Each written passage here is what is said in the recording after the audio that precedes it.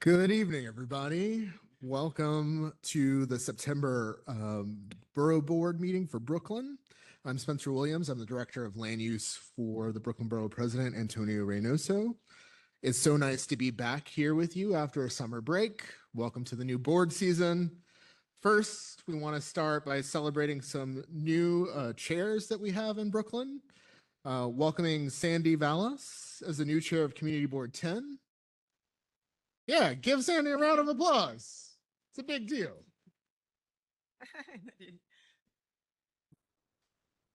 And then we also have Margaret Brewer as the new chair of Community Board 16. So give a round of applause to Margaret.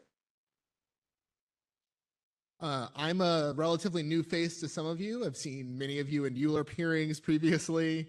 I'm filling in this evening for a colleague, and also in the past, you've seen Karina Lozada Smith here in this role. Karina has moved on to another role external to the city.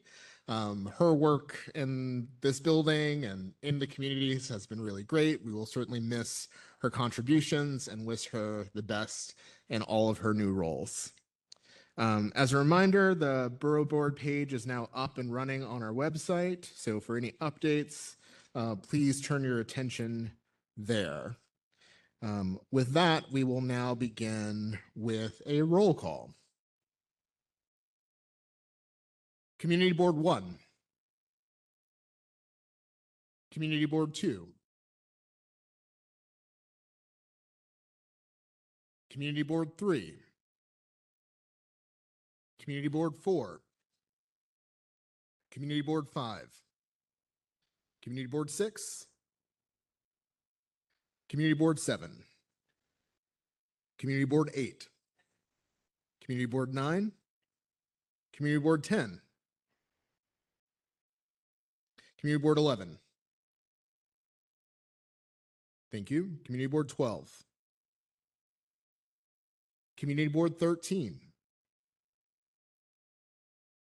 Community Board 14.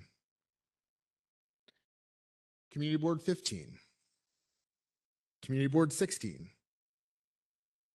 Community Board 17. Community Board 18. Anyone who just entered the room that needs to announce that they're present?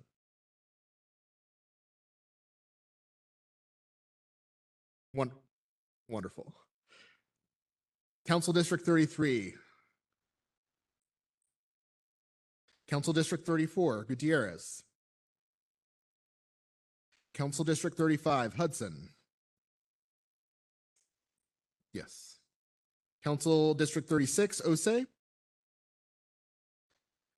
Council District 37, Nurse. Council District 38, Aviles. Council District 39, Hanif. Thank you. Council District 40, Joseph. Council District 41, Mealy. Council District 42, Banks. Council District 43, Zhuang. Council District 44, Yeager. Council District 45, Lewis. Council District 46, Narcisse. Council District 47, Brannon. Council District 48, Vernikov. Council District 50, Carr. BP, Spencer, present. Do we have quorum? Yes, we do. We have quorum. Yes, please.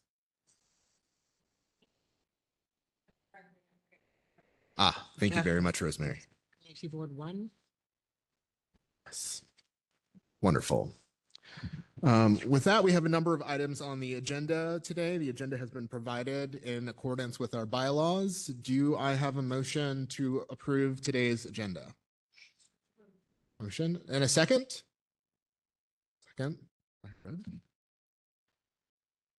Yes.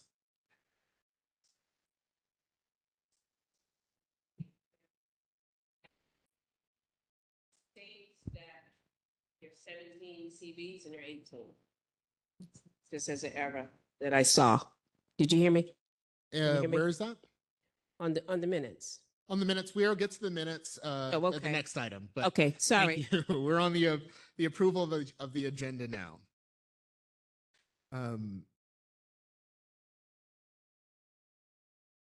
All right.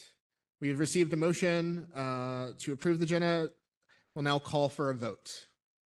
All those in favor of approving the agenda? All those opposed? The agenda is approved. We will now move on to the next item of business, the approval of minutes from the June 3rd, 2025 meeting.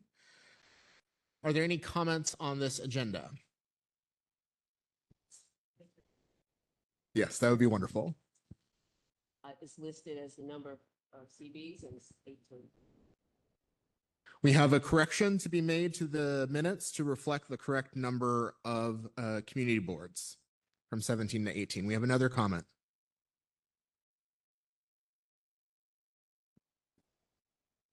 Yes, just a comment to that comment. I believe the 17 may be referring to the presentation on the neighborhood advisory boards.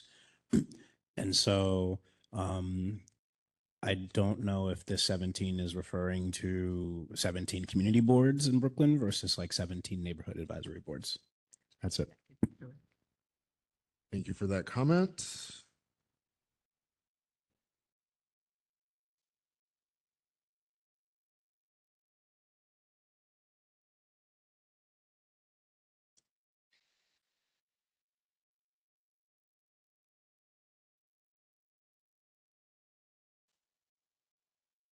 And thank you for that clarification. That is referring to the number of the neighborhood advisory boards, not the number of community boards. Are there any other issues, questions, or concerns with the minutes from the June 3rd meeting? With that, may I have a motion to approve the minutes? Thank you. And a second? Thank you.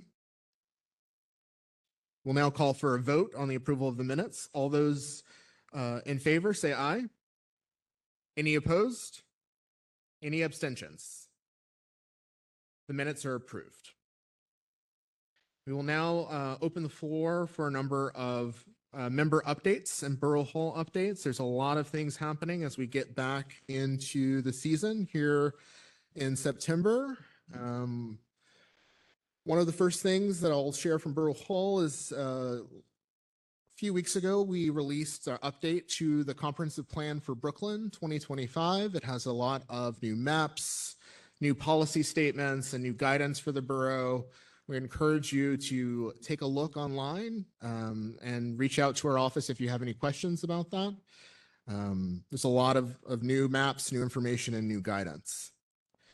There's also a number of fun things happening as well. The 2026 Brooklyn Pen Design Competition is live through the end of the month. Folks in Brooklyn are welcome to submit their official sort of artwork or their original artwork to become a Brooklyn Pen for 2026. And so you can find out more information on the flyer or online. And submit your artwork by Tuesday, September 30th at midnight. Coming up next Friday, we have a Luther Vandross tribute concert and movie night that's going to be celebrating the life and legend of Luther Vandross at Raymond Bush Playground. There will be live performances at 6:30, followed by a documentary screening at 8:45. It's really quite excellent film. Luther spent a lot of time in Brooklyn as a young person, influenced by Brooklyn. And I'm certain that if you go out on any street, kind of anywhere in the borough, you're going to hear some Luther Vandross coming out of a porch or a car or a window. So it's a good opportunity to find out about Luther Vandross. We also have the People's Runway Show coming up on Sunday, September 14th here at Borough Hall and the Plaza. The show will begin at 8 p.m. and will feature a fashion show hosted by Brooklyn Borough President Reynoso's Brooklyn Arts Ambassador, Colum Delane of Kid Super, and showcasing a number of up-and-coming designers in Brooklyn. So there'll be a fashion show in the Plaza. We'd love to have you here. And the last update that I have from Borough Hall is that there's a back-to-school block party coming up on Saturday, September 20th, where we'll be celebrating the back-to-school season with a backpack giveaway.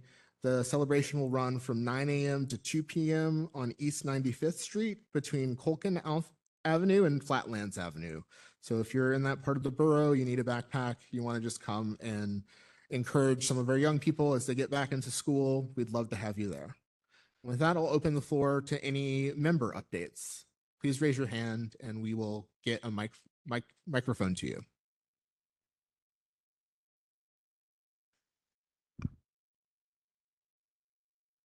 Good evening. I am from CB13. I'm Jenny Hernandez.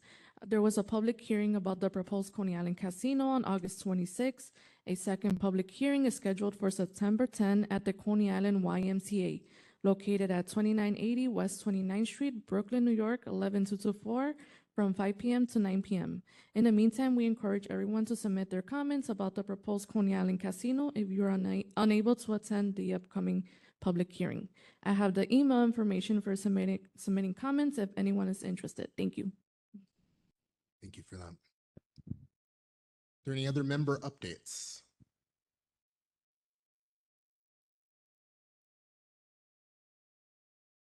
Hearing none, and also want to note that we have an attendance from CB6 joining as well. So I move that. With that, we have our next item, which is unfinished business from the last meeting, which is the Broadway Junction ULURP action. There was a lot of discussion on this item. But it's reflected in the meeting minutes from the last meeting. This is a fairly large project located in the Broadway Junction. And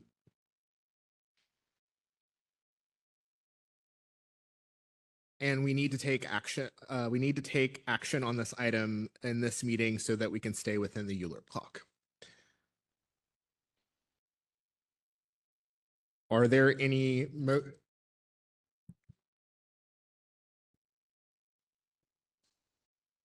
Could you repeat what, I'm Alice Lohman, the chair of CB5.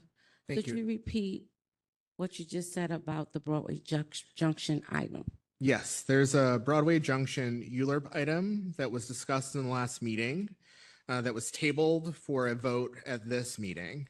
We've already had discussion as a body on this item, and the instruction was to come prepared to take a vote on this item. First and then second here.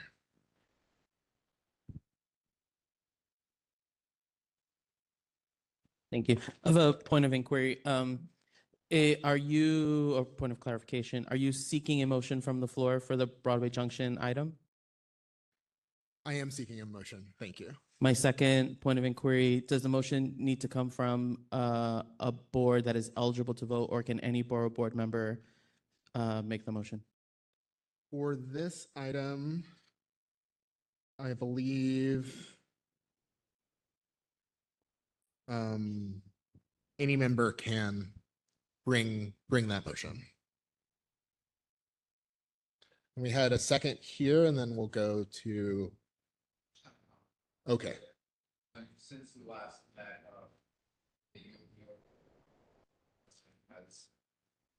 sorry, since we last met on the Europe clock, the borough president's Europe clock started, and he gave a motion to recommend yes with no conditions, just for people that don't know that. And right now, we did do an EDC as well with PD, did a CPC hearing, and the CPC will be voting as well later this month, and you're just waiting because of the cadence for this vote to go through. So just wanted to update that.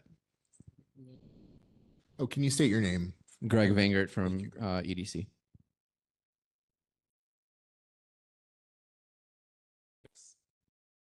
Camacho CB4.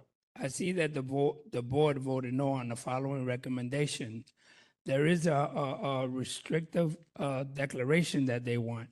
So I don't know how the board president can make a vote on something that the community board and the district that lives there, and we're adjacent to there, which is CB4, make that without talking to the bodies that are there. I know there are a couple of declarations here. I know that they indicated that the board couldn't make that, but I know someone from the community is going to, so hopefully they'll take that into consideration and also our borough president can take that into consideration.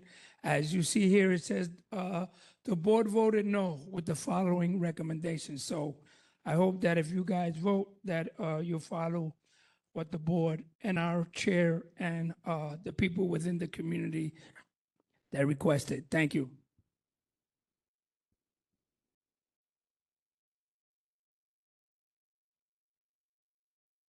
I just want to state on the record that it's disheartening to hear the borough president vote something up without even having a conversation with the chair of the community board, especially of the things that we expressed at the meeting of things that we would like to see changed. Nothing came back to us as being changed, so what are we doing this for? Are we just sitting here placating meetings and presentations, and it's gonna be voted up anyway? So for the record, I would like to say I'm highly disappointed that a conversation wasn't had and that my board, we fight diligently. We go over everything. We go out to the land. We have conversations. So the things that we research, the things that we ask for from developers and others, it doesn't matter. That's my comment.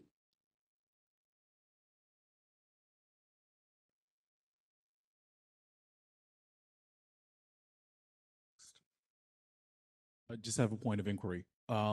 When was the hearing? Did the borough president's office have a hearing for this, and when was it, and what was the publication?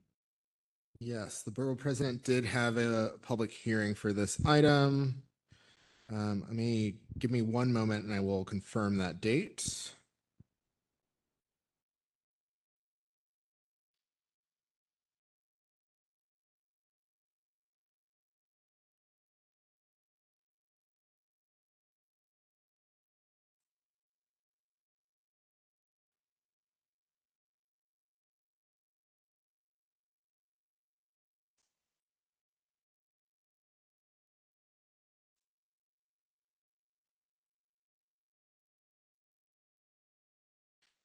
So the borough president held a public hearing on Wednesday, June 11th, and submitted a recommendation, favorable recommendation on July 29th.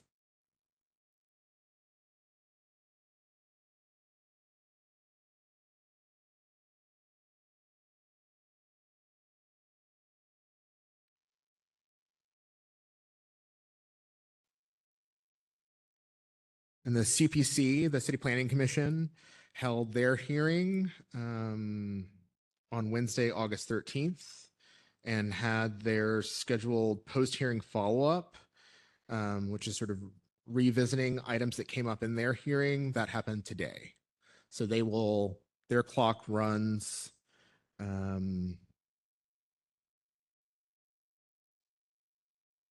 through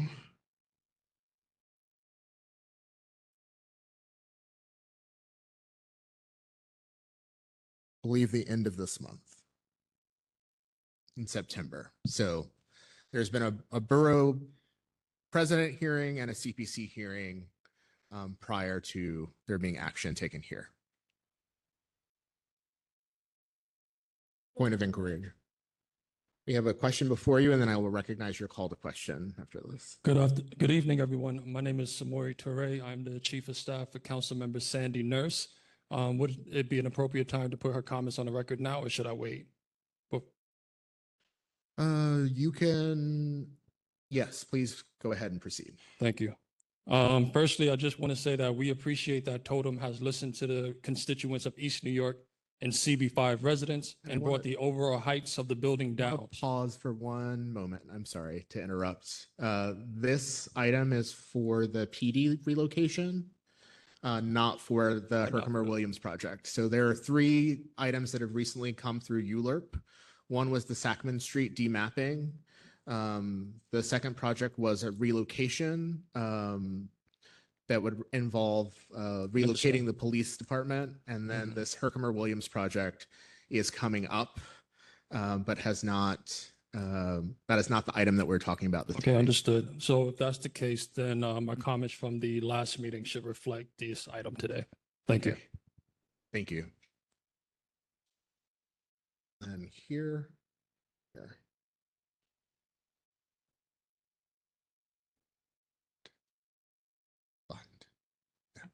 I'll let it go. I'll let it go. You raise your hand first.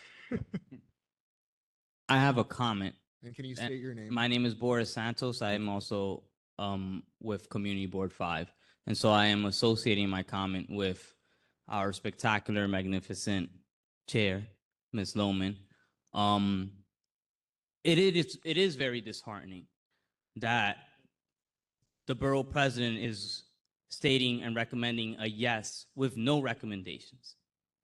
And I want to put out some comments that I don't see reflected on these notes that I hope can be added here, and hence why I want to lift them up. It's crazy to me that the plazas that are being erected, this public agency or quasi-public agency in EDC wants to put the maintenance program on a private entity. That's one. That is very contrarian to the political sentiments and the overall sentiments of this borough president. I know that for certain. So don't give me a yes with no recommendations when that's already a point of disagreement that I know goes against his flow of work. Point two, relocating this precinct and not showing the entire blueprint of what's gonna occur under those walls is a disgrace for any public institution, especially a public safety institution. Point three, and I want to be heard loud and clear because I know that this borough president has his fingers on capital resources, is that building, 1508 Herkimer Street, and I traverse this station every day. So I don't just am a member of the community. This is a footprint that actually affects my life personally. 1508 Herkimer is only being half purchased or potentially purchased by the city. The other half is going to be left alone for the developer to do whatever they will. Their whims, if you will. It's insane to me that this agency will then outline budget allocation issues, limitations, restrictions, whatever you want to call it. They don't have enough money in the bag. And public institutions like the borough president can put their money where their mouth is to further enhance the public good of that corner on Herkimer and Van Sinderen. So those are the three comments that I want to lift up to a borough president, agency, institution that says that we recommend a yes with no recommendations. That is absolutely wild, and I'm aghast at that. I'll leave it at that. I will note that the recommendation does include a pretty lengthy discussion on the urban design characteristics of that station and how it functions.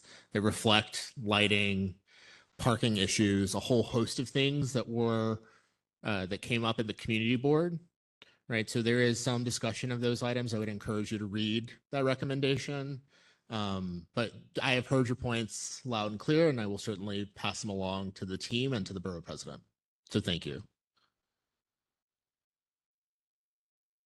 Did you have a question? Yes. That's it. You said you called to question? The item? Whether we should? Yes. That's correct. There's been a call to question on this item. Is there a second? Second? All those in favor of opening up question for this item, please say aye. All opposed? Please continue.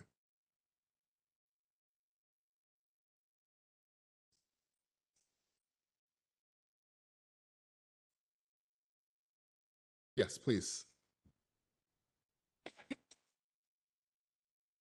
I just want to state that the transit district is inside Broadway Junction, right?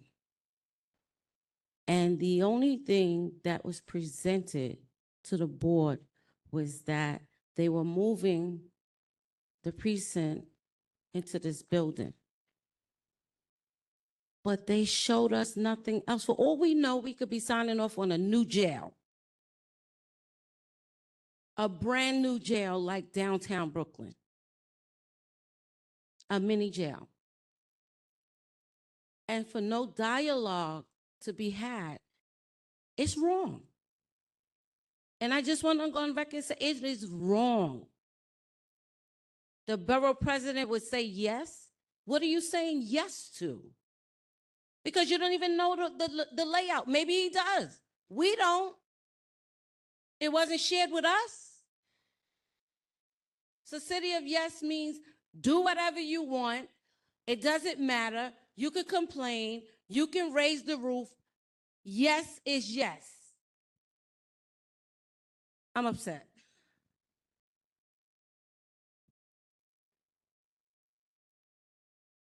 Thank you very much, Mr. Chair.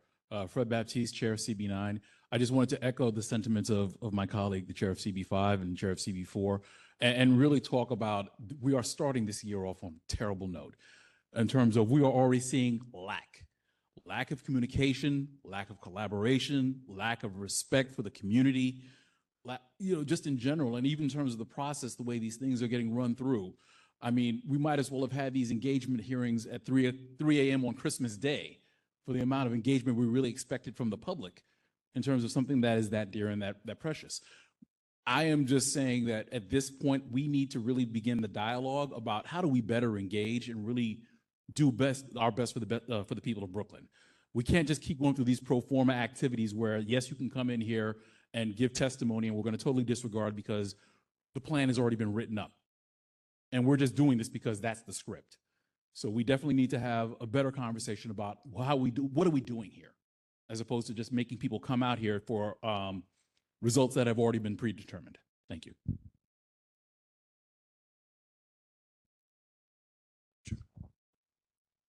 CB4 Chair, whatever happened to eminent domain? They built the Barclays Center there, so I don't know why all of a sudden we're talking about money. And this says community board. The community boards, our input counts. But when we hear something like this, it's disrespectful and a slap in the face. Why are we here wasting my time, 37 years doing this with no pay? Because I love my community. But to turn around and say that they can do something without input with this community is a damn shame. And it really is.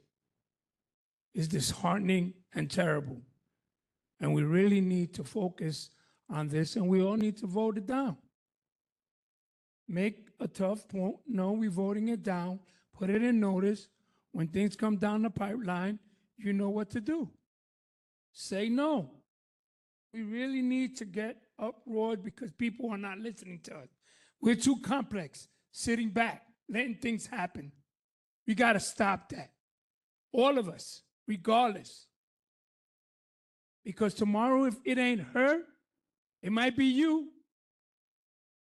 Might be another board. Remember.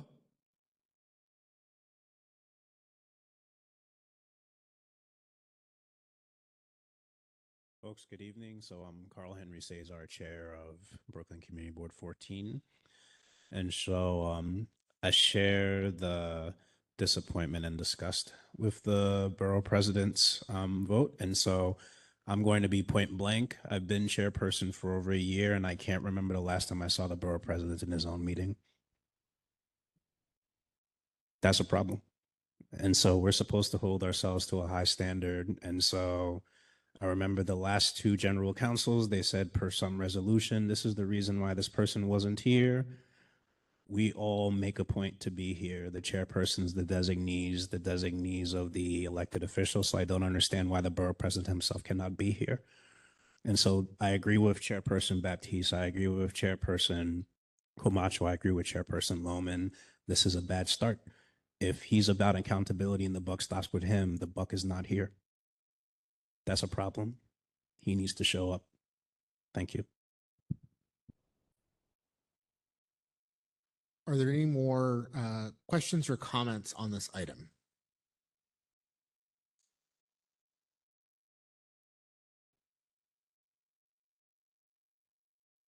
Once again, I'm Irsa Weatherspoon from CB8, and I just want to make sure that my voice is recorded on this as well. I just think that this is really unacceptable.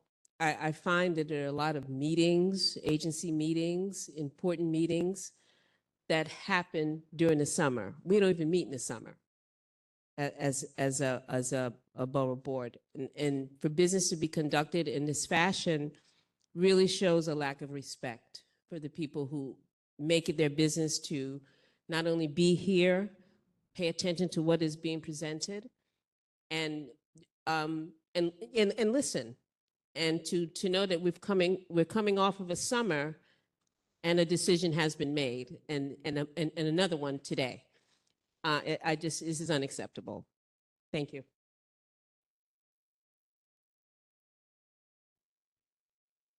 Are there any additional comments? Hearing none, the question portion is closed. Is there a motion for a vote? Is there a second? I'm going to do a roll call vote.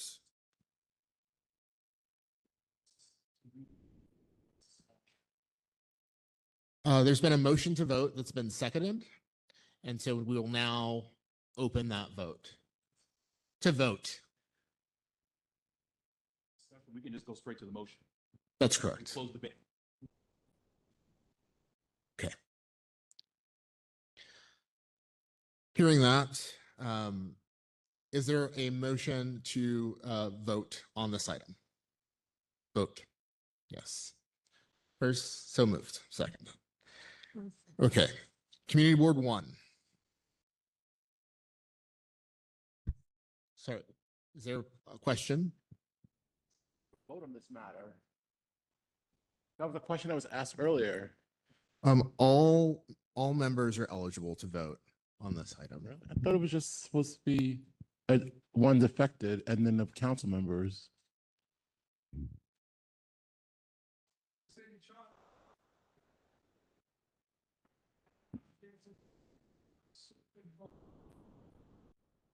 Hold on one moment. Let me clarify. For the record, under the city charter states that only the board that's affected can vote on it, which could be CB3 and CB4. And 16, if I'm not mistaken.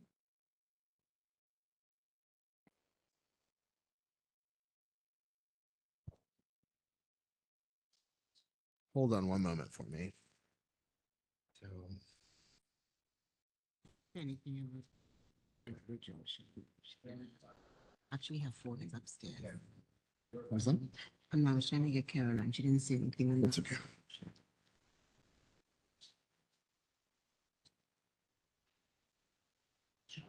Yeah, hopefully I can. It's upstairs.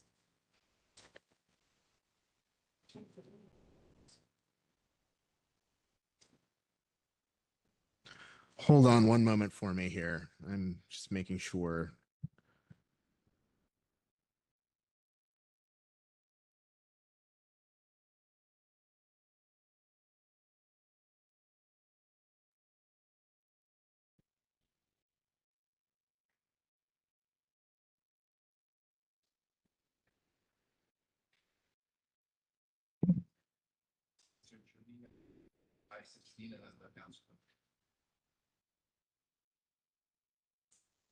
Okay, so on the question of who is eligible to vote on this item, it is representatives from Community Board 5, Community Board 16, and the council members.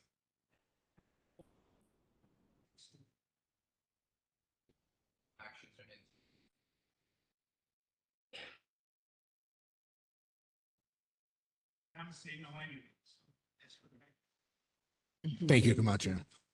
We'll make sure that it's noted in the meetings. Community Board 5.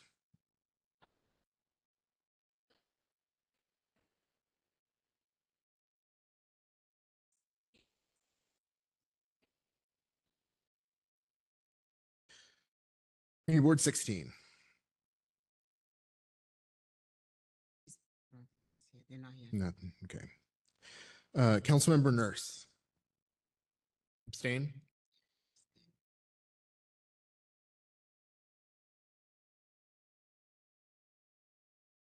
With that, the vote, Before the- oh, sorry. Sorry. District 33.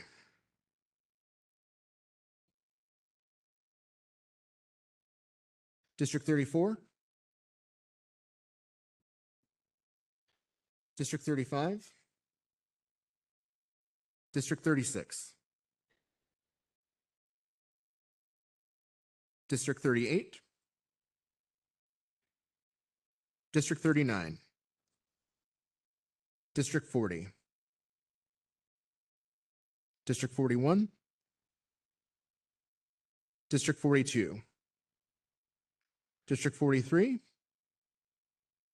District 44. District 45. District 46. District 47. District 48. District 50.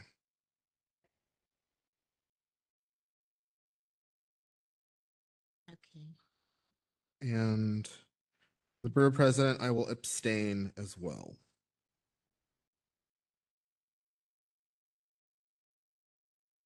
So with that, the borough board has voted to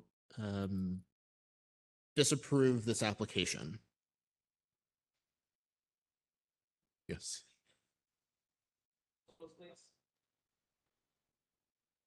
0 yes, 4 no's, and 11 abstinence.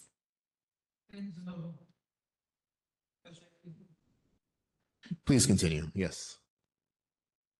I hate to beat a dead horse, Julio CB7.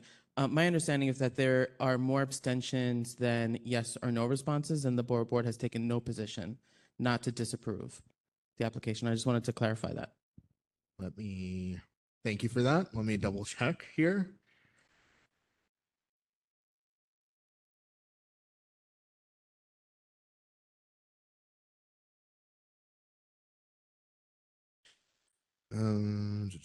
You are correct. Abstentions in this case mean that the board has not taken an action on this item. Can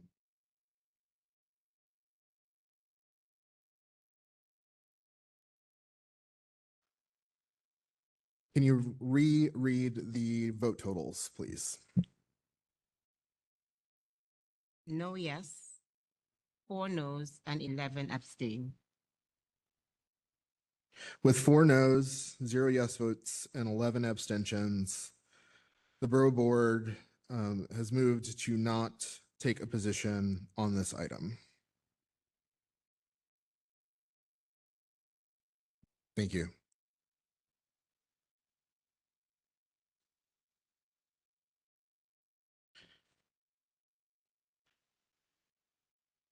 We will now move to our next agenda item, which is communication and reports. Hearing from the Bylaws Committee, revision on the Borough Board bylaws from Chairperson Baptiste.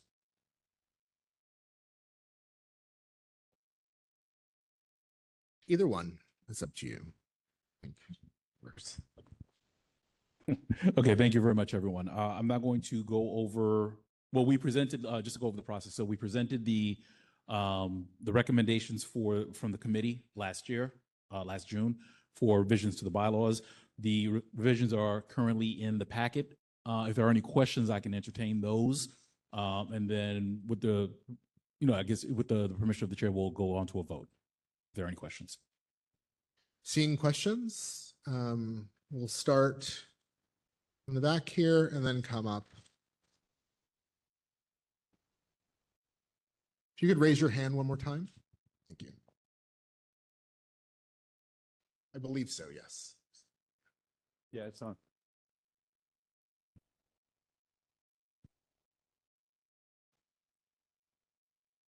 Yeah, the question that I have is about absenteeism. It's not addressed at all. And I think it's important, and I'll tell you why. So I did a look back just a year, and Community Board 12 has not been in any meetings. And there are three other boards, and I'll just say which ones, since I do have it here. We have 2, 6, and 18 who have only appeared twice out of the 10 meetings. So I think, and I thank you for your work, but I think absenteeism needs to be addressed. It's been asked to have designated your designees if you cannot be here. But we've experienced where there's no representation.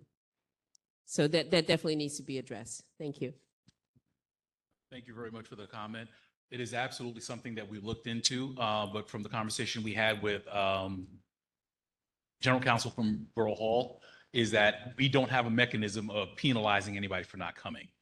So at this point, that's not something that we can address as a Borough Board. That is something that we need to press, though, in terms of making sure that people are coming, or they'll have to go, that's something that has to be remedied only through the charter revisions. Thank you for the question.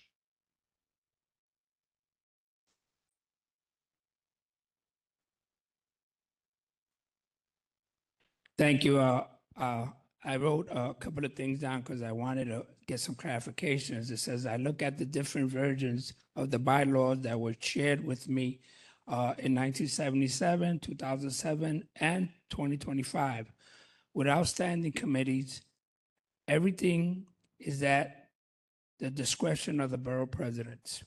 Perhaps the board chair can consider amending the bylaws to allow majority of the borough boards to be able to form a committee as well. My original comment suggestions about the standing committees from the past are the same. It really depends on the borough president's interest and the capacity to request review those matters. My main concern is about the accountability assurance that there is balance and oversight function between the borough president, the board chair, and the district and the council member reps. And where it suggests that's up to you, would it be possible to ask something for the borough boards to also request or form a committee as needed, not just the borough president? Thank you. Thank you very much for the question, Chair Camacho. Part of the conversation we did have as a committee, well, in terms of reviewing it, we did look and we saw that the previous iterations of the bylaws had standing committees. Chair Camacho, I know you've been here long enough, and Chair Scavo, you can confirm as well. I don't think I've ever seen a standing committee meet or give reports. So what we wanted to do was streamline the bylaws so that way they actually reflected the realities on the ground. To your point, the borough always retains the ability to request from the borough president information such as you recommend. So we just want to try and streamline this to something that's workable, that's more reality based. But again, to your point, I think it's something that we always have the ability to do. And I also want to remind all of us that as a board, we are advisory as well. So there's very little ability to make the borough president do something, but I think at least we have that ability to make those requests. I don't know if well, that would be a legal question we'd have to check, but I'm not sure he's locked into because the borough board does it.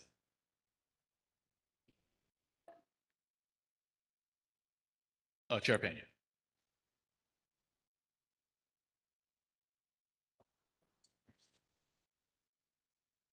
Oh, wow.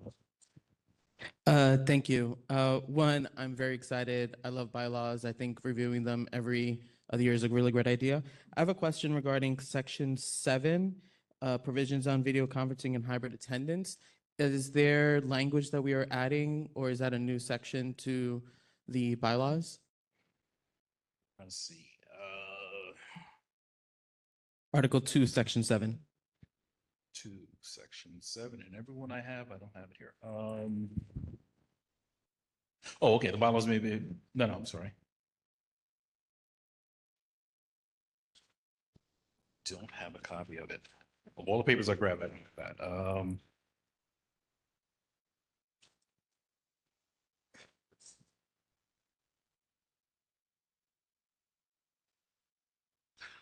Okay, so with regards to Article 2, Section 7, what we addressed was, I think, firstly, the requirement for the Borough Board to meet during the summer months, where we said, let's align that to what the actual community boards do. So we're removing that requirement for meetings in July and August, as the boards don't meet during those months. Additionally, I think we had made a change with respect to the notifications. And I think with Section 7, part of what we did was, right. So what we did was we reinforced, I think part of the practice of the board has always been, you hear an item at the first meeting so that we can get the information. You have the ability to go back to your board or ask additional questions. And then the next month you can come back in and vote on it because you've been fully informed. But at the same time, we've also drafted the language so that way, if we have a no-brainer or if there's time sensitivity, the board can actually vote at that meeting to say, no, no, we'll consider it at this time. I hope that answers your question, or I missed it. I'm sorry. Sorry if I wasn't clear. I was referring specifically, I'm looking at the bylaw committee meeting minutes from May 20th, 2025. Okay. And there's a section 7, provisions on video conferencing and hybrid attendance, that's just below section 6. And there's no text underneath it, so I was just wondering if that is a new section that we're adding to the bylaws, and if so, is there any language that we're adding there? Okay, thank you very much for that. There is language missing. I believe that's based on the vote that the Borough Board had made with respect to video conferencing and hybrid meetings. And I think it aligns with the state requirement where I think, no, actually, no, I take it back. I think we didn't vote for that, correct? Right, we never voted on that. So that's not in there.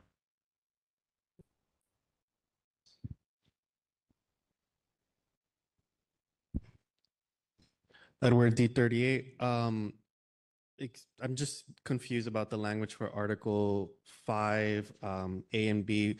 Can you speak to why we're shortening the windows for notifying the public around hearings, or am I just reading that wrong? Article 5,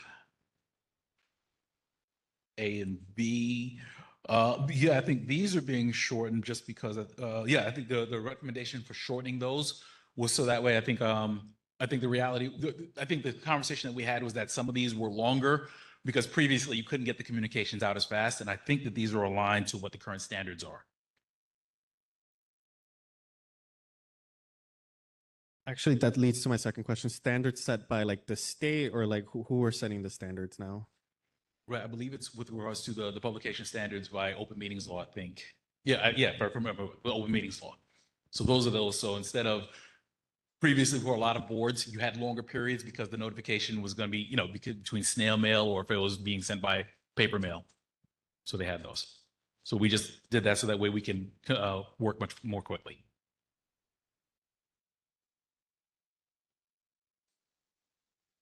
Are there any other questions? I would just like to say that I agree with Article 3, quorum and voting, Section 4, subsection B. I do have a question. Any chance that this can be applied to council members and designees? Where it states, except as already indicated, a community board chairperson or his or her designated representative shall be limited to voting on issues that directly affect the community district represented by such member unless the board deems it a borough-wide issue. That's a charter issue. So the council members are automatically allowed to vote on that. The question is that the community boards are limited in terms of who can do it. We just went through that with that vote, only the affecteds. But what we can do locally, at least in that respect, is if we can deem an issue a borough-wide issue, so that way all the chairs can vote and be added to that vote. Okay.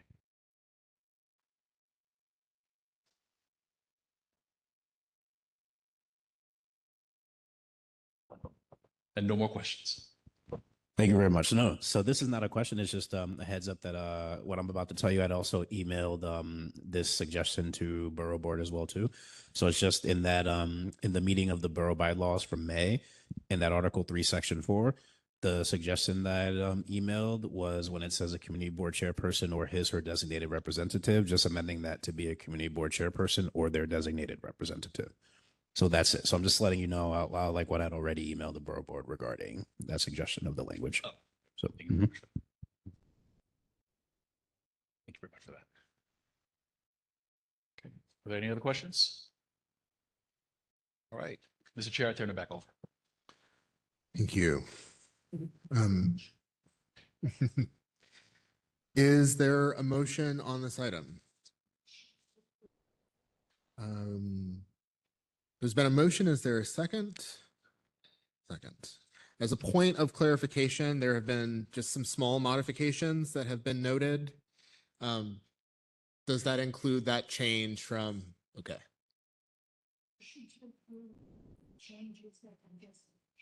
Okay. And is that seconded still? Wonderful. Let us go ahead and do a roll call vote. Community Board 1. Community Board 2. Your comment is noted. Community Board 3. Community Board 4. Community Board 5. Community Board 6. Community Board 7. Community Board 8. Community Board 9. Community Board 10. Community Board 11. Community Board 12. Community Board 13. Community Board 14. Community Board 15. Community Board 16. Community Board 17. Community Board 18. Council District 33. Council District 34. Council District 35. Council District 36. Council District 37. Council District 38. Council District 39. Council District 40. Council District 41. Council District 42. Council District 43. Council District 44. Council District 45. Council District 46. Council District 47. Council District 48. Council District 50. Borough President, yes.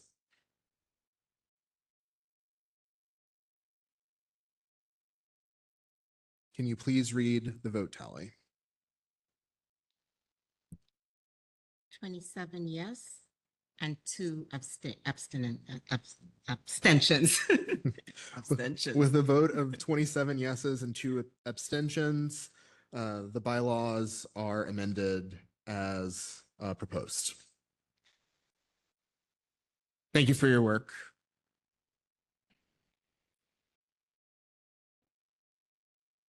Okay, we are now, go ahead. Yes, open for comment. Yes, point of clarity. And so since that motion just passed, but we're still in the communications and reports, am I allowed to raise a question regarding another report before we move to the public hearing section? Yes, please. Okay, excellent. So I'm bringing back my favorite thing, which is attendance reports.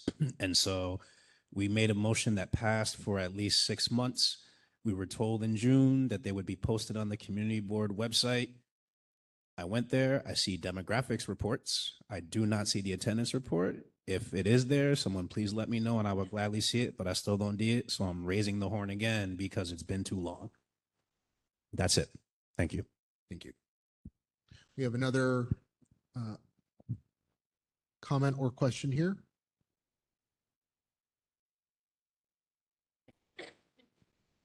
Just to note, to respond, they were posted on the website, I believe in August, because I checked myself.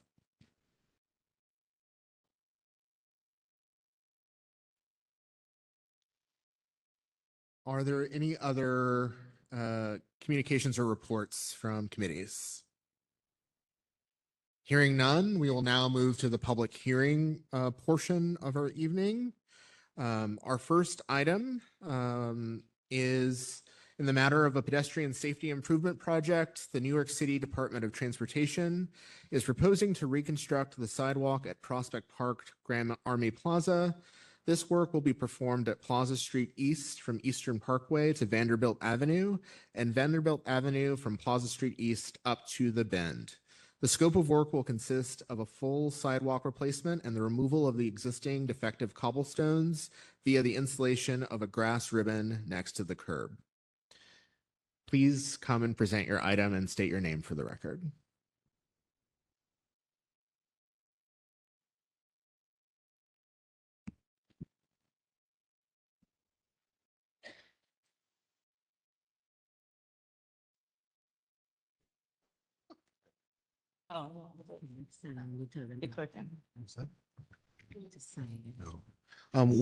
While our presenters are getting up, if there are members of the public here who would like to provide testimony on this item, there is a sign-up sheet outside. We will also make a call for public testimony after the applicant's presentation. Please continue. Okay. Hi, good evening, everyone. Thank you for giving my colleague and I the opportunity to be here tonight. My name is Tiffany Barnwell, and I'm representing the New York City Department of Transportation. And we're here to share some details about the proposed sidewalk construction project at Grand Army Plaza. Tonight, basically, we'll just walk you through the project's purpose and design, and we look forward to hearing your questions, feedback, and if you guys have any concerns. So this project is focused on two key priorities. The first is preserving the natural beauty and character of the park. And the second is ensuring the safety and accessibility of the sidewalks for all pedestrians, especially for seniors, children, and individuals with mobility challenges. The work would be done by DOT in conjunction with the Parks Department as part of their State of Good Repairs program.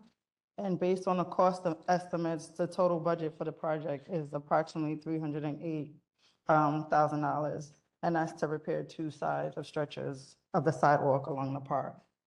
So essentially, we're looking to repair the sidewalk on Plaza Street East from Eastern Parkway to Vanderbilt, and from Vanderbilt starting at Plaza Street East up to the Bend. So this would include the removal of the cobblestone near the curb, and that's to be replaced with a grass ribbon. Similar work was done on the other side of the park last year by Prospect Park Alliance. So what we want to do is just have the two sides of the park look identical. So.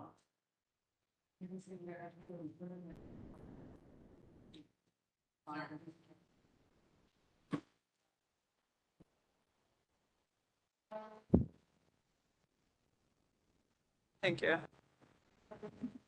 So yeah, the green arrows indicate where the work will be done. Vanderbilt Ave, starting at Plaza Street to the Bend, all the way down Plaza Street East from Eastern Parkway to Vanderbilt.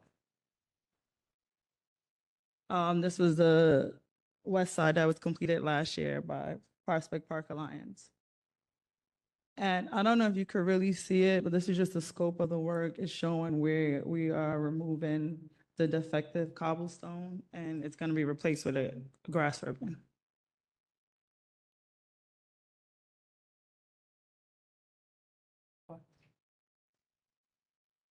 No. Okay, so this is just, I guess, history of the park. Back at the 1930s and 1940s, it was originally grass ribbon there.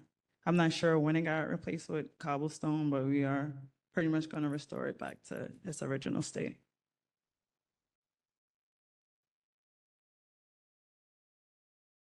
Hi, everyone. My name is Yolanda Brown. I'm a senior analyst at DOT Sidewalks Program. I'm just going to go over the scope of work and what we're trying to do. So the images up there are currently the existing conditions of the sidewalk.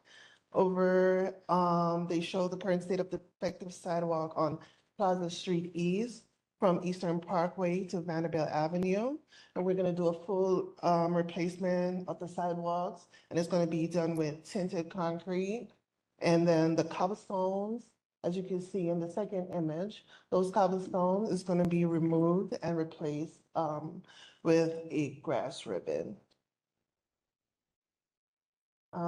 This image is of the current state of defective sidewalks on Vanderbilt Avenue, starting at Plaza Street East to the Bend. And we're going to do the same treatment here. There's going to be a full replacement of the sidewalks with tinted concrete, and the cobblestone will also be removed and replaced with a grass ribbon. We won't be moving any street furniture, so no lampposts or anything like that. We're just going to be replacing just the sidewalk and the cobblestone. This is just basically our inspectors go out and they survey the state of the sidewalks. And this is how we figure out how much square footage is going to be repaired. So approximately for both stretches, we're going to be replacing about 7,290 square feet in total. And so these are photos of Plaza Street West. So this was the work that was done by Prospect Park Alliance, and we're just going to mirror the other side of Grand Army Plaza as it is on Plaza Street West. So this is how it currently looks, and this was, I believe, like last year, and the end of last year that they finished constructing this. And as you can see, the pigmented concrete, and on the right-hand side, the images of what the grass ribbon is going to look like. So when the cobblestone is replaced with the grass ribbon, this is pretty much how it's going to look. All right, and that is it.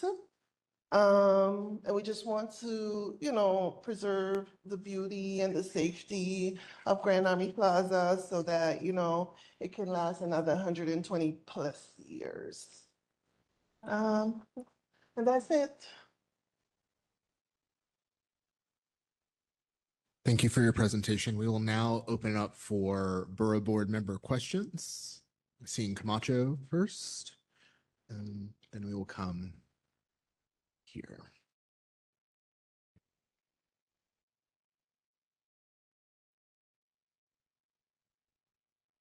So we're gonna remove the cobblestones and put grass.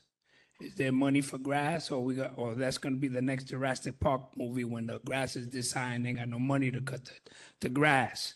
We're laughing because I'm serious. They plant the tree, they got no money to trim the trees, and they grass the roots all over. Now they're gonna do another Jurassic Park when you got rid of the cobblestones and the grass is this high. No. And that's also gonna attract a lot of, dogs, so you know what's gonna happen there, right, with dogs? Yeah, so Parks Department is who's going to maintain it. Yeah, I know. They're not.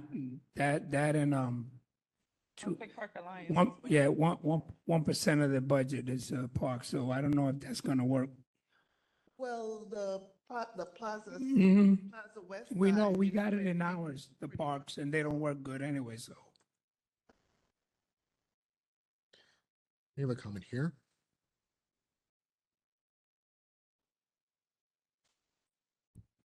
Thank you for your presentation. Community Board One, Rosemary Espinal. Had a question. How are projects like these chosen? Because it seems to me that there are other streets, park areas in dire need of repair, in bad shape.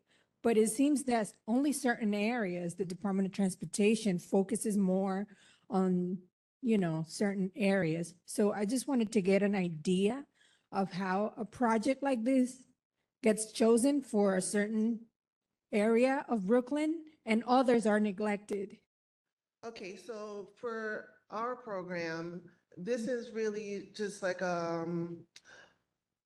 should say, Well, like This is a partnership with the Parks Department. Right. Their State of Good Repair program. We work with them.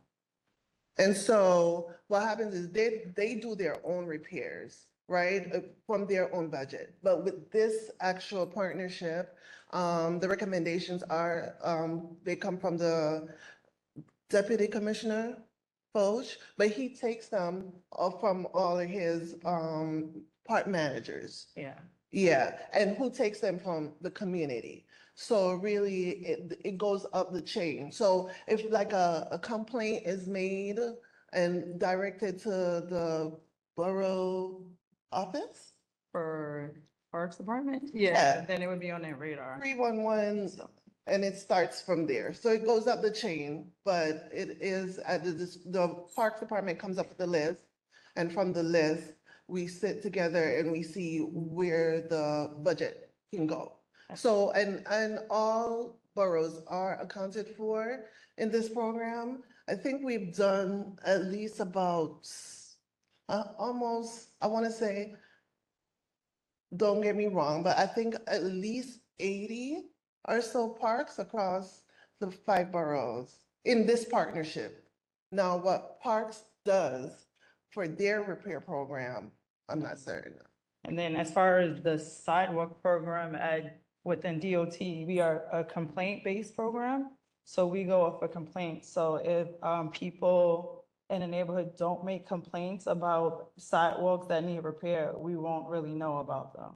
So we are pretty much a complaint-driven department. So it's best that if you see something wrong with a sidewalk somewhere, to report it so that it gets on our radar.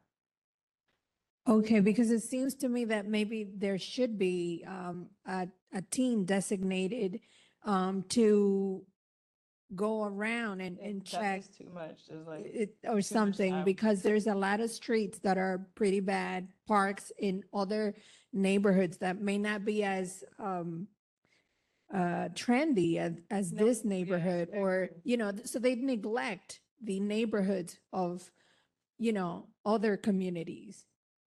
And, you know, look at how much money is being spent on this, in this project. And other communities or other neighborhoods in Brooklyn are being beautified, but then others are neglected. So this is why I'm bringing this. No, I agree with you 100%. But just a little background on the way like our department works. If somebody makes a complaint, like say for like a 1 to 3 family sidewalk, we'll go out and survey the whole block. So the more complaints we get, the more we're able to survey neighborhoods and see where repairs need to be made. Parks Department, the other organization that you just mentioned, that they are also, you know, paying for some of this. It seems to me that they are not, they're picking and choosing which neighborhoods they want to spend their money in. Are you referring to? The Parks, Department? right. So- The North Brooklyn, no, the North Brooklyn Well, for this Alliance. particular program, we get locations in every borough. Yeah. And but this is at the discretion of the Parks Department, the location that we receive. Yeah. But didn't you say that North Brooklyn Alliance was also? Prospect Park Alliance. But they did the other side. the other side. They're not affiliated with what we're proposing at this time. This is just DPR and DOT. They repair the west side. Mhm. We're repairing. But yes, but also the Department of Transportation also, it seems that the people that are working there, they're picking and choosing neighborhoods that they think that they're trendy, and they're neglecting other neighborhoods in Brooklyn. And they're not putting money into our communities that, you know, that need dire repair in parks, streets, sidewalks. So they should do it uniformly, not just in the trendy neighborhoods where, you know, everybody hangs out.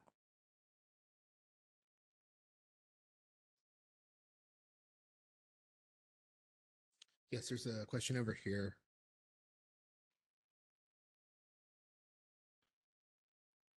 Thanks. Mike, CB6.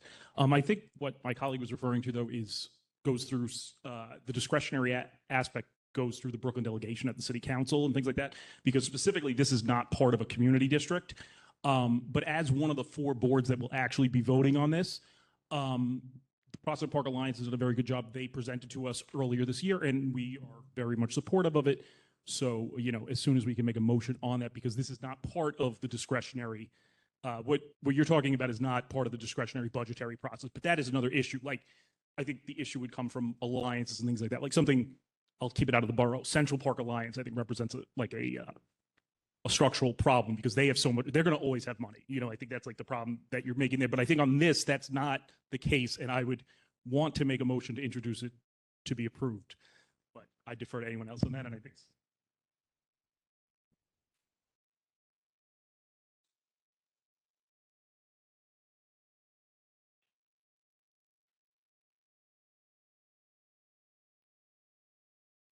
Hi, thank you for your presentation. Just a quick question.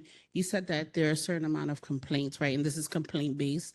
How many complaints does it take to get the attention of one sidewalk or street to be fixed? Can you give a ballpark figure? Okay. And they're 311 based or, just so we can take this information back I to didn't hear folks. the last part of your question, I'm sorry. How many complaints? You said this is complaint based, right? Well, our unit within the sidewalk Right. program is complaint based, not this project. Right, understandable. So I just want to get clarity on how many complaints does it take to get the attention of your units so that we can then take this information back to our constituents because they're complaining about sidewalks and street corners and they want beautification. So maybe if we have like a ballpark figure of how many complaints it takes to get the attention.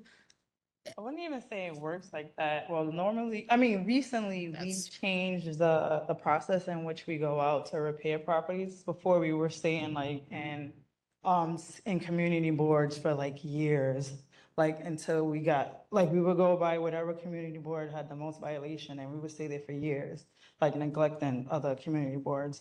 But recently we changed it now where it's like, it's focused on the neighborhood tabulation areas, so those are smaller areas. So now we're able to get some more areas of the city to repair properties. So we just implemented that this year, and we don't have the figures yet to show, how much of a change that's gonna make. But believe you me, I've been advocating to make a change because I don't live in a fancy neighborhood. I live in CB5, so. Thank you.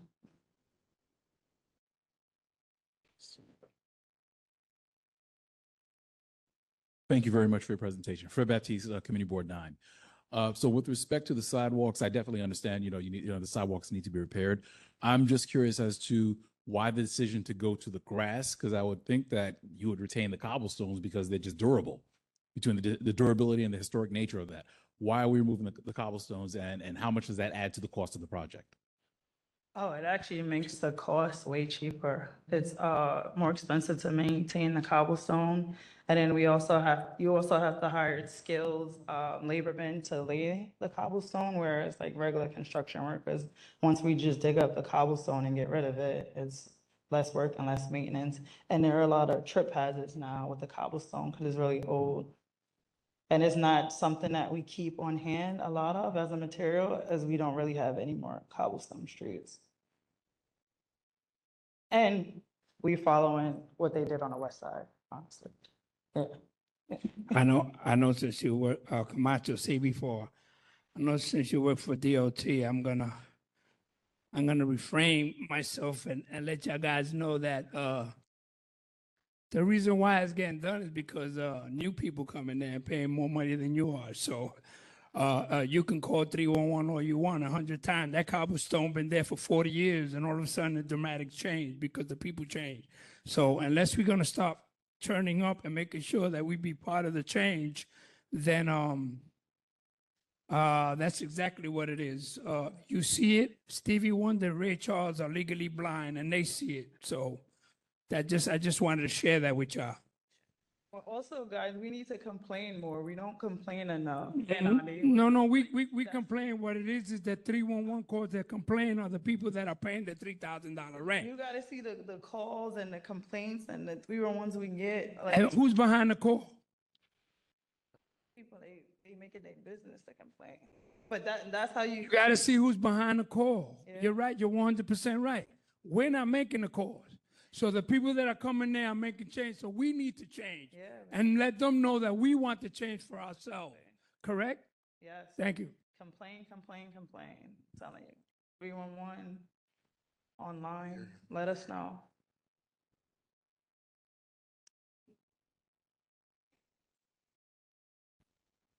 I'd like to motion to approve the Grand Army Plaza redesign.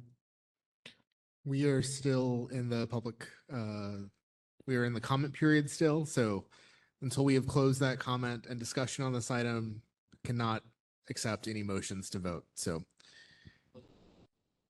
Are there any additional, I'd like to motion to close debate. is there a second? Second. All those in favor of closing debate? All those opposed? Debate is closed. Would you like to make a motion? Motion to move, is there a second? For this item and the following item, Community Board 6, 7, 8, 9, and 14 are eligible to vote, as well as all the council members. Was that? Yes, please.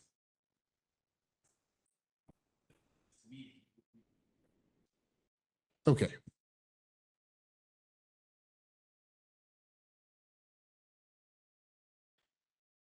Okay, having heard that and understand the newly passed bylaws, thank you, Chairperson. This item will be moved to the next meeting agenda for a vote.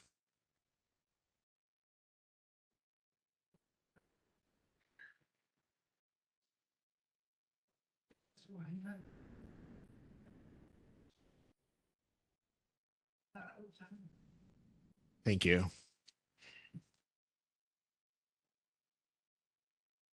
I'm going to take a brief moment before I call the next public hearing item. So just give me one moment here.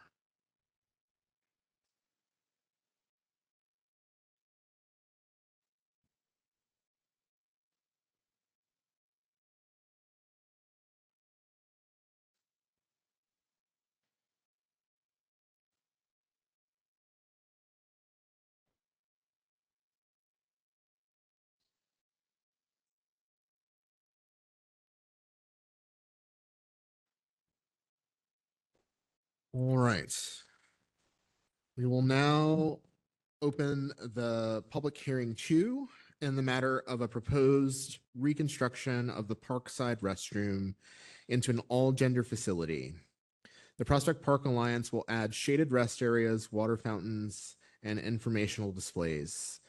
Will the team please come up, introduce yourselves, and present the application?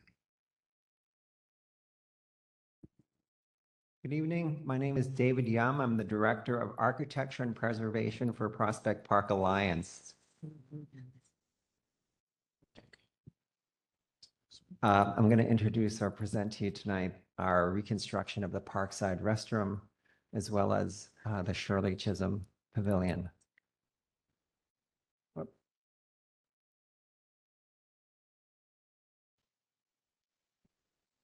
The project's located at the southeast corner of Prospect Park, the corner of Parkside and Ocean. This Parkside entrance serves the communities adjacent, as well as people coming from the Q train.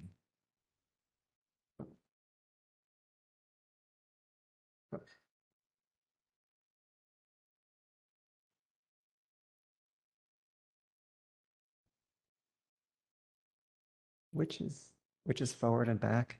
This is forward. Okay, perfect. And back. Okay, great, thank you.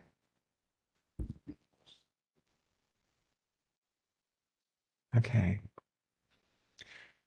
Okay, so from this location, there's actually a great need for restrooms. We're talking about needs of the communities around the park, those that seem to have more amenities and those that seem less.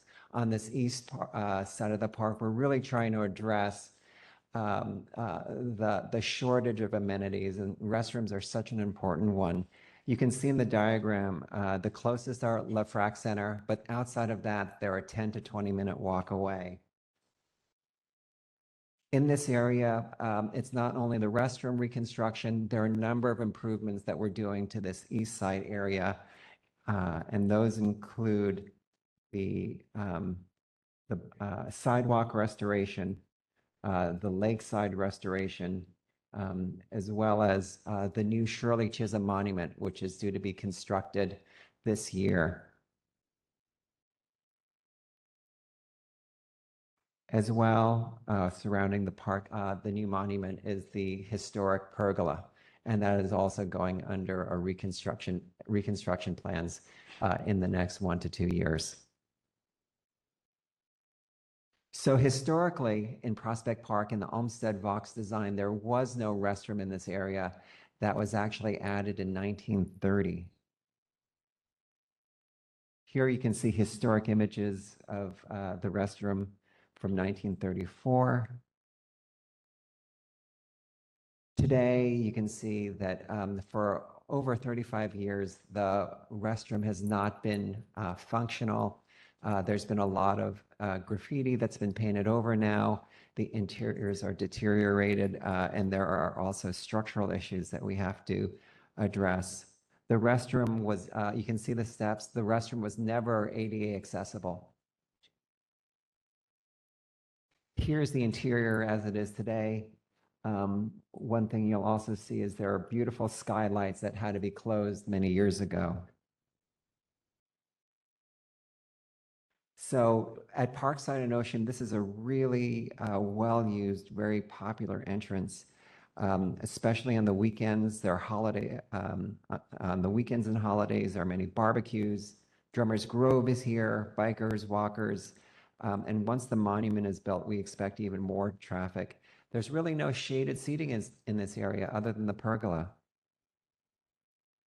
So such a big part of what we did, and this we started this a year and a half ago at Prospect Park Alliance. We invested so much time and resources into gathering community input. This was one of our largest events at Medgar Evers College. And it was our opportunity to ask everyone in the community about what their needs were. We found that restrooms were always at the top of the list, but also water fountains, information on Shirley Chisholm, covered outdoor seating. Here's a word cloud showing again the largest words show the input that had the biggest areas. But you know, Medgar Evers, that was a large event, but that wasn't the only thing that, the only way that we used sort of our time and energy in finding output. We had a number of tabling events at the Brooklyn Public Library. We did a big presentation at St. George's Episcopal. There's the 7x7 sort of arts community gatherings. And of course, from the Prospect Park website, it was open to online surveys, which we tallied. And so, you know, we're talking about close to a year-long effort of gathering input. So we look for precedents on what a new pavilion dedicated to telling people more about the life and legacy of Shirley Chisholm and what should it be in our own age in today's Brooklyn, today's Prospect Park. And we looked at a lot of architectural precedents, especially those using mass timber, natural materials, historic materials like terracotta, the landscape and nature.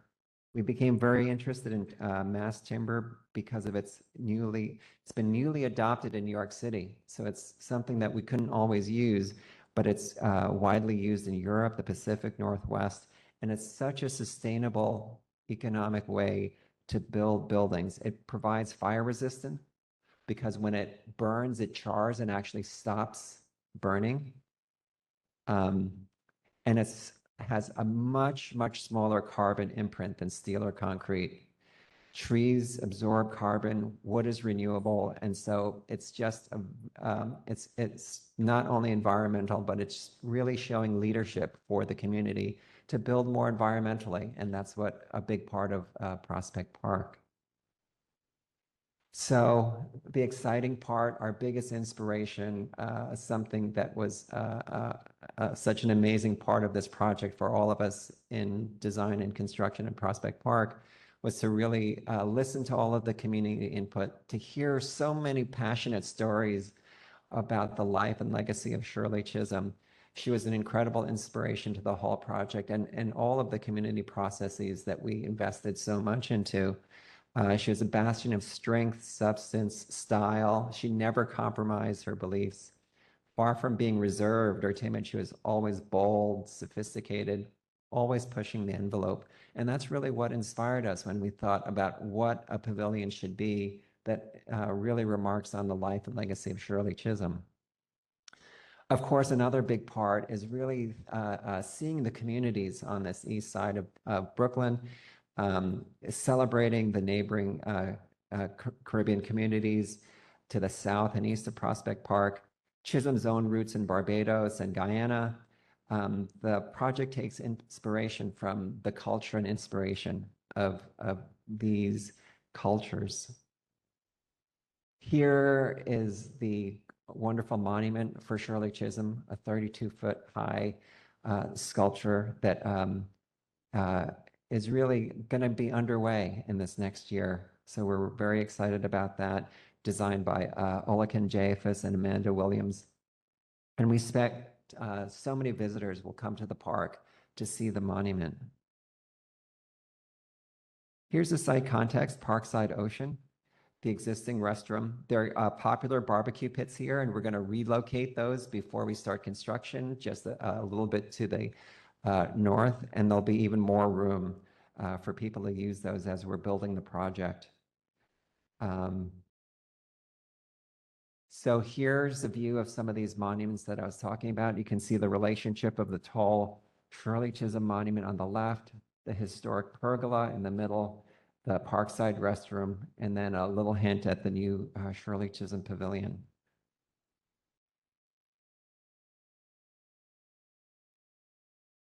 So here you can see some of the elements. The existing restroom is on the right. To the left, the new open-air pavilion. We'll have also water fountains, a green roof, and of course the shaded areas, all screened, we'll see on the facade by terracotta fins. Oops. Here we can see the plan. We're going to be changing the restroom to be ADA accessible as well as all gender. There'll be 9 stalls as well as 2 ADA accessible restrooms. And now we'll begin to walk through. This is from the Parkside Ocean from the pergola. You can see the newly reconstructed Parkside restroom from 1930 on the left, and then the shade structure to the right. You know, we're thinking that the new pavilion will really work in tandem with the new monument and just offer so much more depth about Shirley Chisholm's life and her impact and her legacy. We're very concerned about safety. So at night, there'll be extensive LED lighting to always keep this well lit, as well as be still a beautiful object.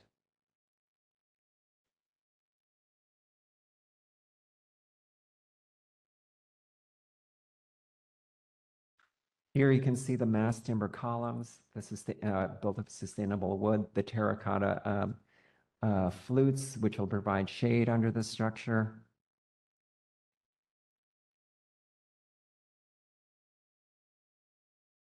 You know, terracotta not only is a natural material, but it's something we see historically throughout the park, in the boathouse, in the Willing restroom, in the timber structures. And then also there'll be a very colorful mural on the ceiling of the pavilion. And there we're really reflecting a lot of our responsiveness to the Caribbean communities that we've seen.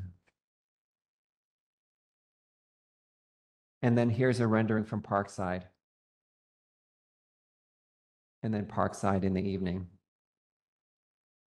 Let me talk a little bit more about the restroom in detail. The restroom interiors are really designed to be easy to maintain, to be easy to be kept clean. It'll be an all-gender facility. It'll include a changing station. The lower level will be used for updating our plumbing system into the restroom, as well as providing space for maintenance and operations for parks. So this is at the lower cellar level. Here's a view of the interior with the clean finishes, the terrazzo floor. the historic skylights will be revived. And then a look back toward the entrance.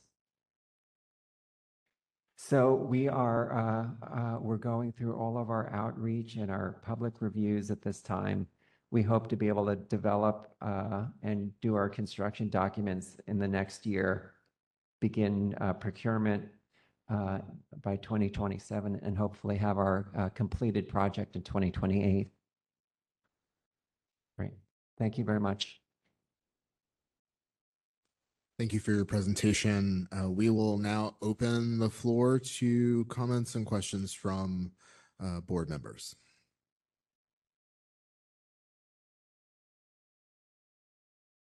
Thank you for the presentation. I'm Jenny Hernandez from CB13. Apologize, I probably missed this, but what's the total cost for this project? Our current budget is 6.875 million, but this also includes improvements to the site. Thank you.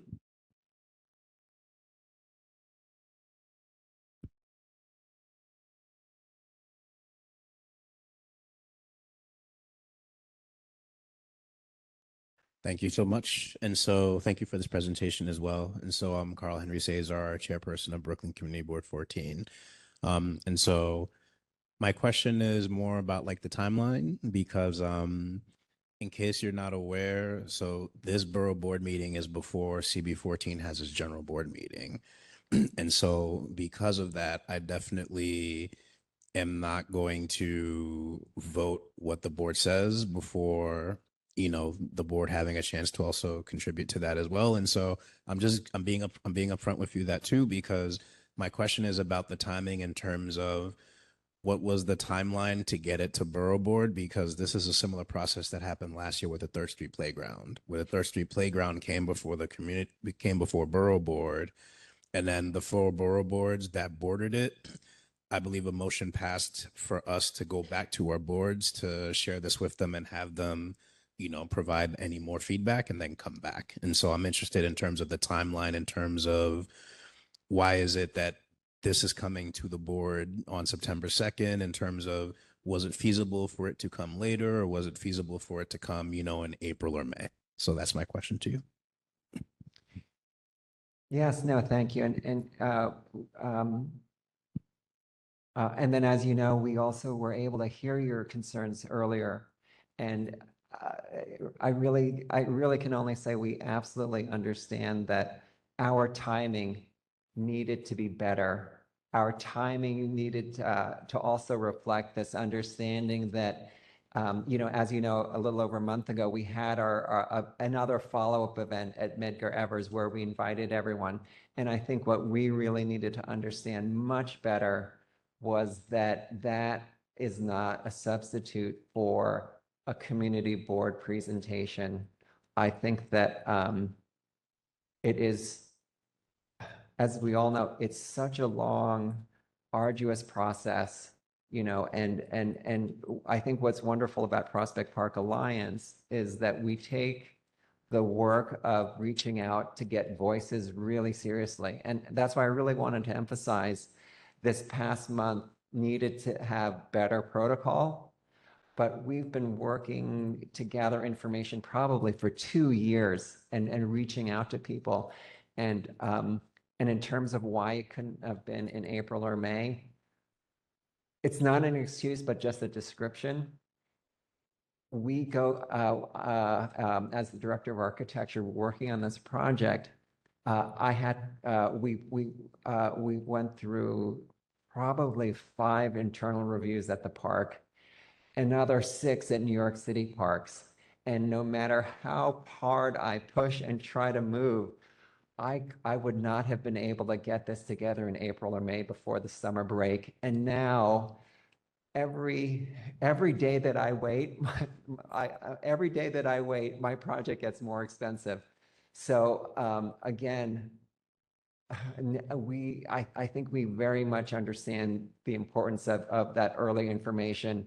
And yet I also, as someone who's trying to make this project and the park a better place for all of those communities, I pushed so hard this cart up this hill. So. I understand that, and I thank you for sharing that transparency too, just because, like you said, there's conflicting timelines, right? So one of the challenges is that, as you're aware, per the city charter, community boards, we don't meet during the summer. Absolutely. Right. So that's one of the challenges too, and there's no disrespect to you and your colleagues and the team as well. It's just something where we do have conflicting timelines that when we do butt against each other, then we have these situations where, we're racing to do that stuff. So I appreciate you for sharing some of those timelines that I had no insight into that you and your team were dealing with on that side. Right. So thank you.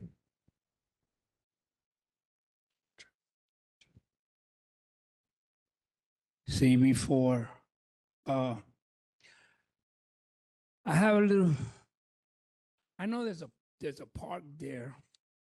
Around the park, there's families and there's homes. So, that's no excuse. I don't think that that's fair to the community and the people that live adjacent to the blocks and around the area to let them know. I know that there is a community board there. Second guessed us and went here first before you went somewhere else. So it tells you and it shows us how you feel about us, only because of the people that are funding.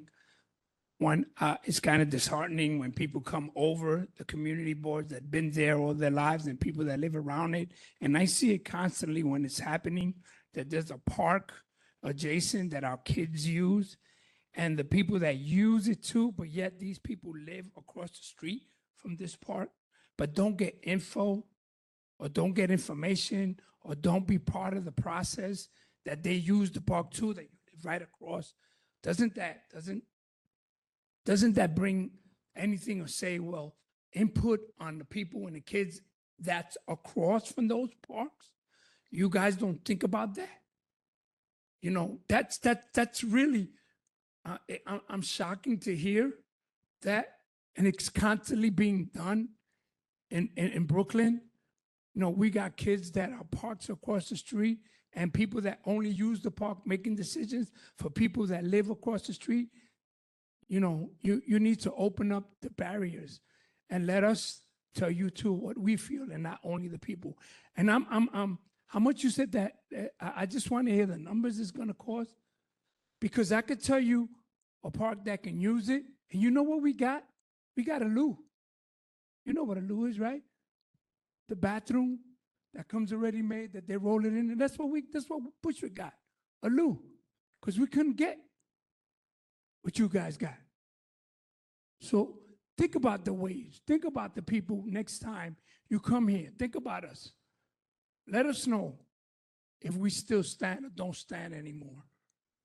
Because it's kind of disheartening if I open something right next to your house and you don't know what it's all about.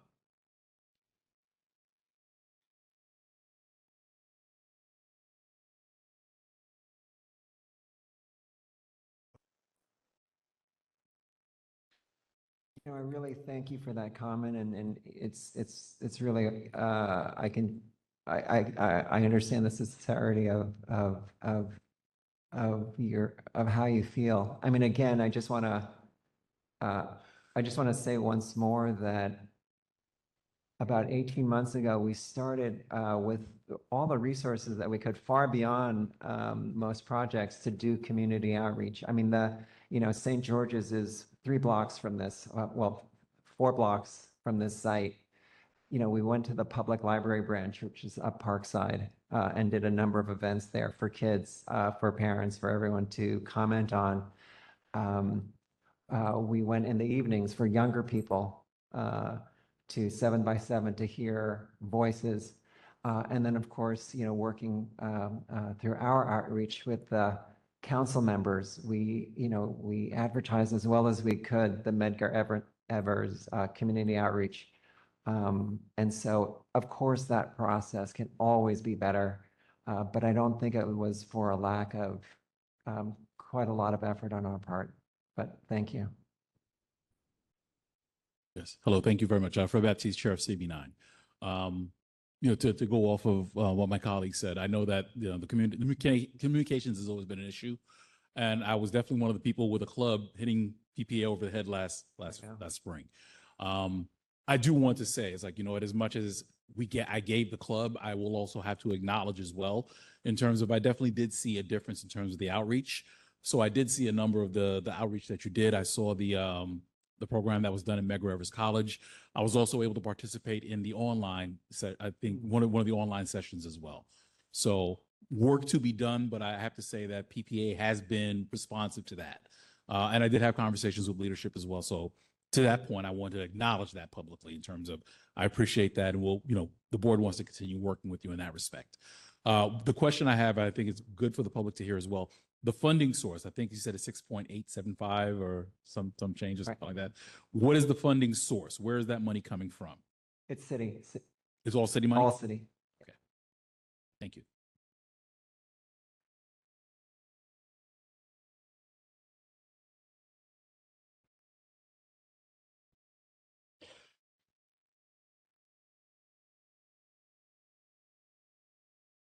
I would just like to add that after hearing about all these upgrades to sidewalks, to bathrooms, I'm from Coney Island, and we are in dire need of repair of our boardwalk.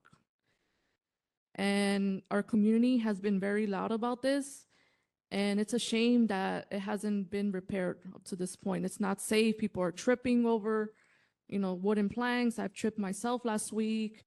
And our chairperson just mentioned that we have had no bathrooms since Hurricane Sandy on Luna Park on West 12th. So it's just a shame that other districts are ignored in this way. Thank you. Thank you. So just to clarify, I mean, I very much understand, but just to clarify, so I'm here speaking on behalf of Prospect Park Alliance and not New York City Parks.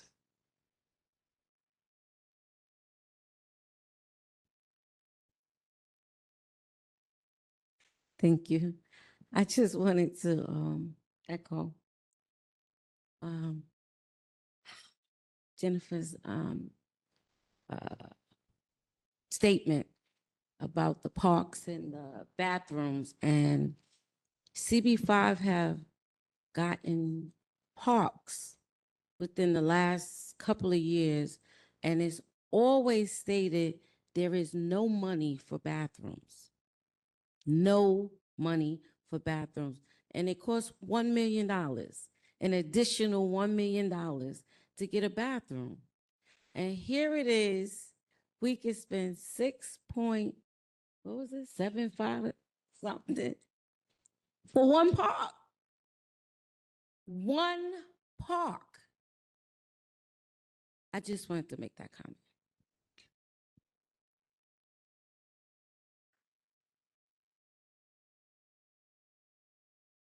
Anthony Busra, Chair of Community Board 3.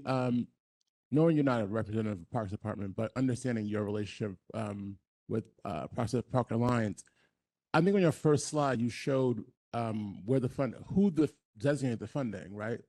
I think you said it's Rita Joseph.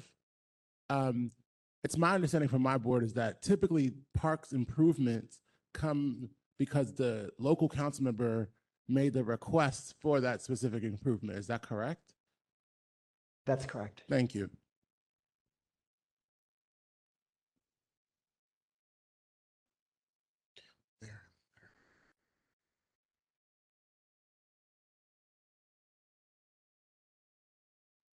Thank you.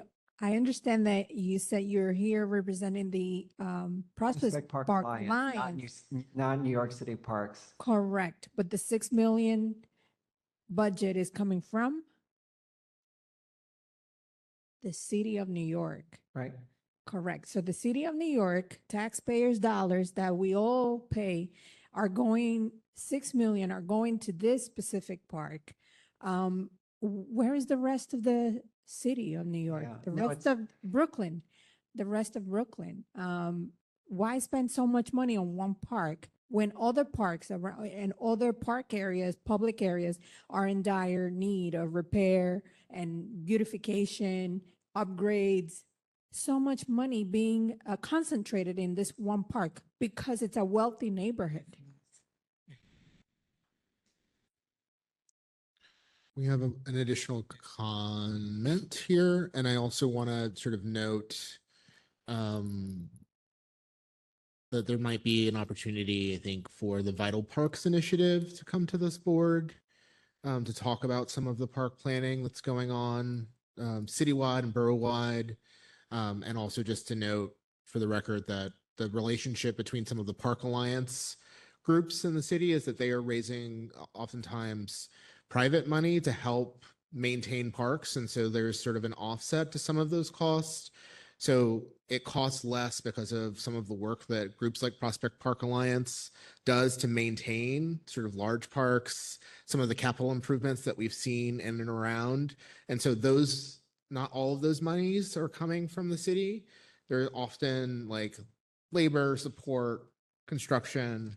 And so that relationship between parks and some of our friends of groups that do volunteer labor, as well as some of our sort of like more resource groups in the city, are like actively working to offset some of those gaps in like keeping our parks safe, particularly that park, given its like volume of use, as well as its sort of like regional prominence, like, which is not to say that there aren't really like critical pointed needs across the borough that we need to address, but just wanted to sort of give that context. And I think a future presentation by the Vital Parks Initiative might be a really good conversation. Just hearing what I've heard from board members in this discussion. Yes. Yeah, thank you very much, Mr. Chair, for making those points, actually. And I want to set that as well in terms of, I don't want to set that this is a conversation where Dodger Playground in Crown Heights is getting $6 million, whereas, your playground is not getting anything. This is Prospect Park. This is Brooklyn's park. So to that extent, I think we should look at those numbers and that where it's like, this is something that's very central to Brooklyn. As much as I'm territorial, it's not just for CB9, it's not just for 14. This is for everybody in Brooklyn. And this gives us an opportunity, I think, from the project to honor an icon in terms of Shirley Chisholm, to improve the bathroom situation that's there, so that way when people are coming from all over Brooklyn, all over New York, the facilities are adequate and representative of what we want here in Brooklyn. And again, to the point where it's like, we never want to say that this is a one-off conversation where all the money goes to Prospect Park and we forget about all the other local parks. And to the point that Chair made as well, we should have those conversations in terms of, what, we have a lot of our local playgrounds. So if we can't make it to Prospect Park on a given day, my child or our children should be able to go to a local park and have wonderful experiences where they can grow up and have green spaces. So we can do both. We can do both, but I think this is an opportunity to do something really great. Again, I do want to speak to the fantastic work I've seen, just from the artwork I've seen. It's really, really something that we can be proud of as a borough. I think that, I'm definitely in support of this. This is something that we need to do. I think that there's been a lot of great work. And again, to my colleagues, and there's other conversations that I'm definitely on your side, that to the point the chair said, we should get Vital Parks in here and have conversations about how do we speed this up to make sure everybody has a great park experience in New York City. Thank you.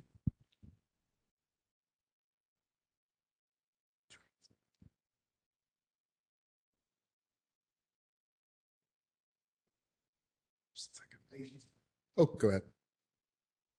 Just quickly, I wanted to note that I think it's very important, the points that were made about other parks being neglected, but I don't think the stance should be, well, if you can't get bathrooms, no one should. And I also want to say that that side of the park, on Parkside and Ocean, is where I grew up, and it is not the wealthy side. The park is definitely different. That's it. So I know this is, good evening, everyone. Roderick Daly, Chair, Community Board 17.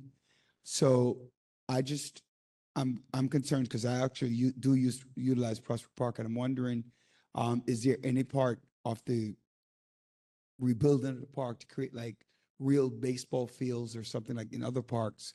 I know it's not on the conversation right now, but I wanted to start plugging that in, because we have like a lot of open fields and I travel, I see baseball fields, I see competitive fields for our young people, but whereas Prospect Park is just like this really open place, and whether or not there can be anything within the future to really think about that. That's just something that I have on my mind, because I think like the young lady said, I have one park in Community Board 17, which is Patigate Park, that has some grass that they're doing some changes on.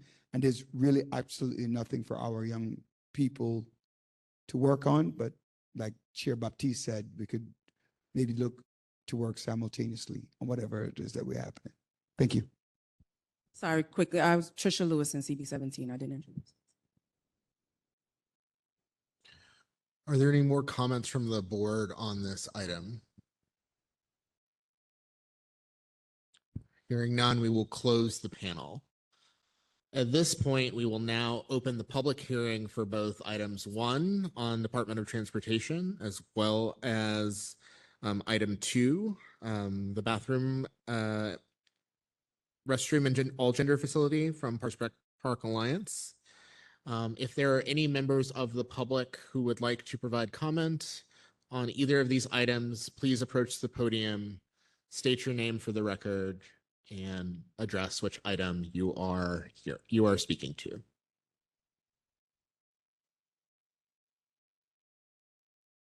Making an additional call for any public comment on either of tonight's items. Yes. That is correct, and that vote would happen at the next meeting. Yes. As a point of information, there's been a request to clarify which boards can vote on the 2 items that we heard today. Those boards are Community Board 6, 7, 8, 9, and 14, in addition to all council member representatives. Yes. And because of our new recently passed rules, this item will be held till the next meeting in October. So hearing that the public hearing is now closed, we will now move on to item 7, other business, which includes 2 items, which perhaps we can start with the November meeting date.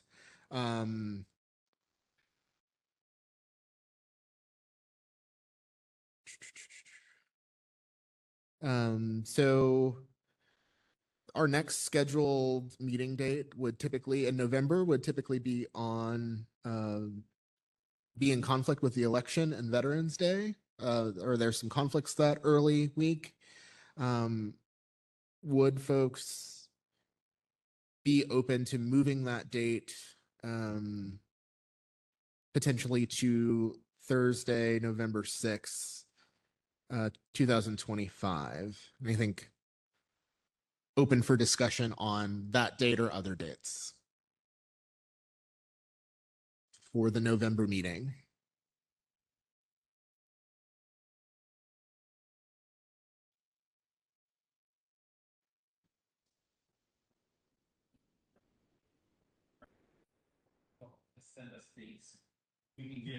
Yes. Yes, we can revisit this item via email and be in conversation and communication with all members.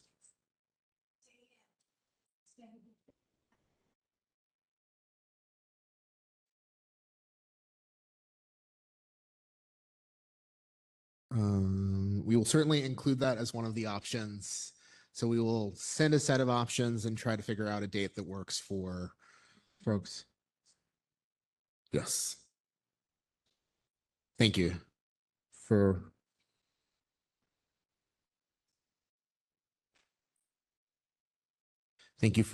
making me aware of those conflicts. I have noted them.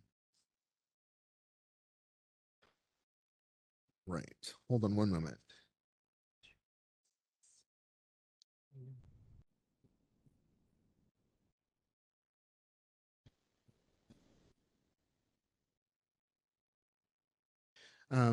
There's another item listed on the agenda for other business, the expiration of open meetings law hybrid provision. Going to move that we postpone that to hear that item at the October meeting on the 7th. Can I get a second? Okay, all those approved? Any opposed? Okay, we will move that item to the October meeting. Is there any other items that members would like to bring up?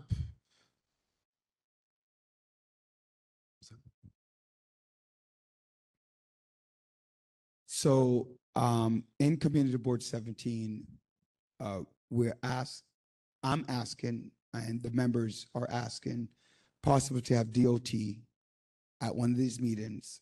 Why? I feel very strongly that DOT is doing a compliance issue.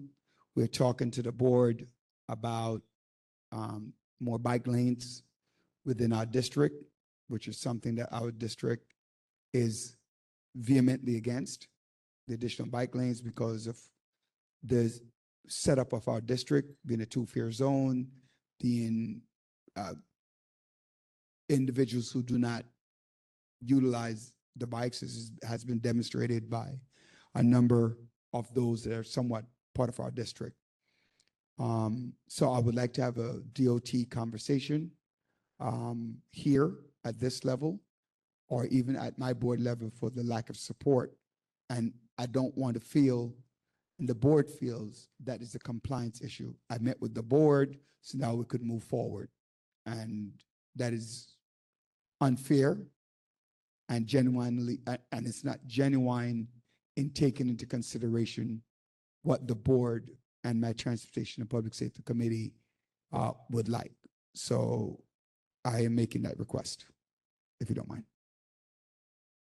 Noted. Thank you. Any other comments from any other members? Okay, with that, this meeting is now adjourned, or I sorry, I have to motion. Thank you. Sorry, thank you for. Okay. Thank you. With that, Camacho, we are adjourned. Thank you. I appreciate it.